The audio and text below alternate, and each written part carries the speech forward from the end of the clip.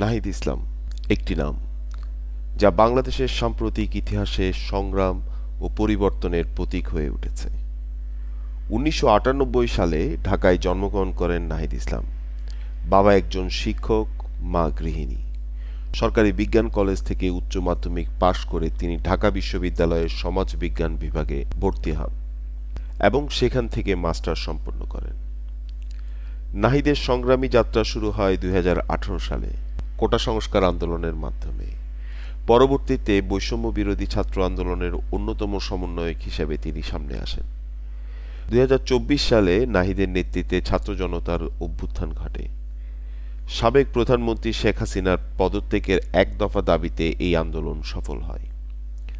৮ই August অন্তর্বর্তীকালীন সরকারের উপদেষ্টা হিসেবে নাহিদ ইসলাম নিযুক্ত হন।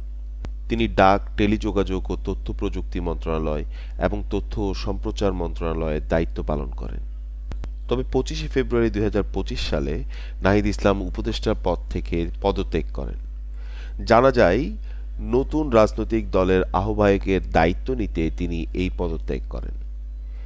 ২৬শে ফেব্রুয়ারি সদ্য পদত্যাগ করা নাহিদ ইসলাম তার ভেরিফাইড ফেসবুক অ্যাকাউন্টে একটি পোস্টের মাধ্যমে নিজের সম্পদের বিস্তারিত বিবরণ প্রকাশ করেন।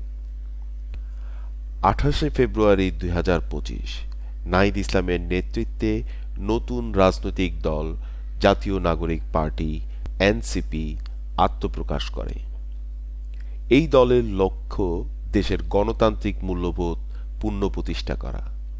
নাহিদ ইসলাম তার নতুন দলের মাধ্যমে দেশের রাজনৈতিক প্রেক্ষাপটে নতুন দিগন্ত উন্মোচন করবে, এই কামনা সকলের। তার নেতৃত্বে বাংলাদেশ একটি নতুন ভবিষ্যতের দিকে এগিয়ে যাবে। নাহিদ ইসলামের সংগ্রামী জীবন ও নেতৃত্ব দেশের যুব সমাজের জন্য অনুপ্রেরণার উৎস, এমনও মনে করেন অনেকেই।